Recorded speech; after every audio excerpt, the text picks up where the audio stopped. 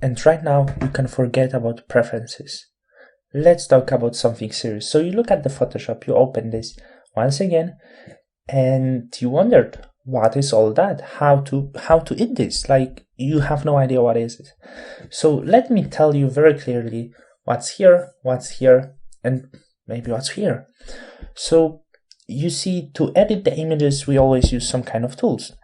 And your tools are placed on the left side of your screen. That's your toolbar. So all of the tools you're going to use working with your image are placed over here. If you don't like this, just one column bar, because for example you have a big screen, you can change this into 2 column bar. I find this more comfortable as I have small screen, as I already told you. I prefer to work with single column.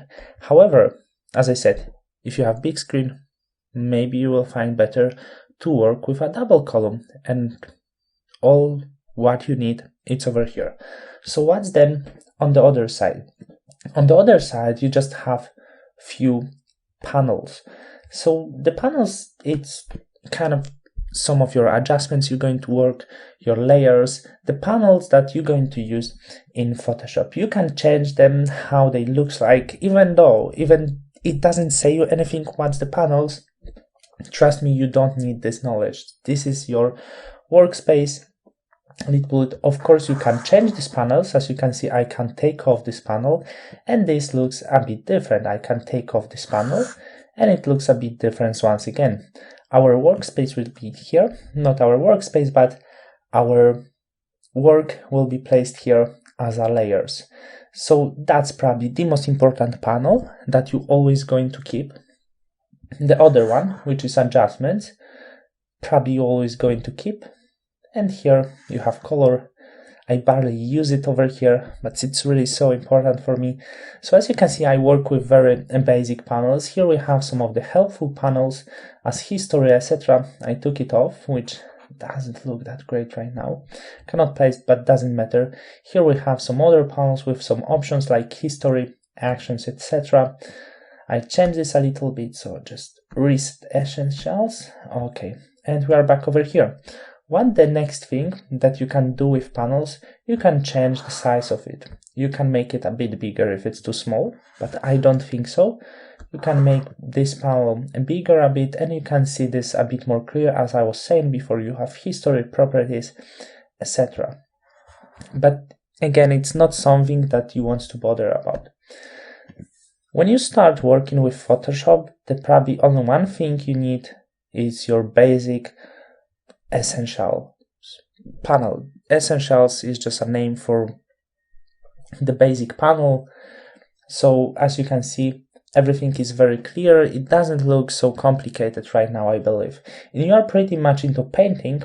You can change your panels into painting, for example. So as you can see, the panels change a little bit more. You have some colors over here, you have brushes over here, because that's what you mostly use into your painting.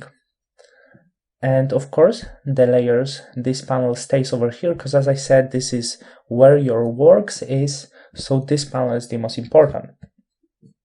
We can view other panels. Of course, you can set up at a 3D, so it's more suitable for 3D, motion, etc. But for me, I always work with essentials, as I usually work with images, I usually work with text, I usually work with manipulation, I do retouch, so the essentials is the most basic. And when you start your adventure with Photoshop, that's what I would recommend you. I don't think you want to play into creating your own panels, but also you can do this. We can remove this panel, for example, and then we can create new workspace.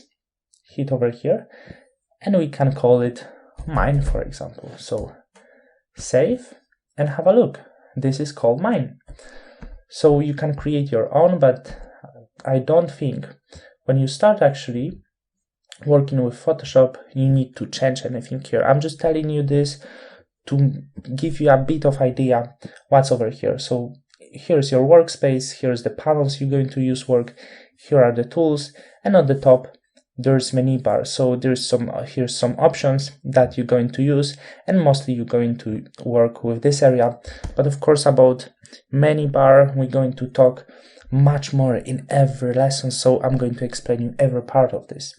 For now, that's all you need to know about Workspace to finally start working.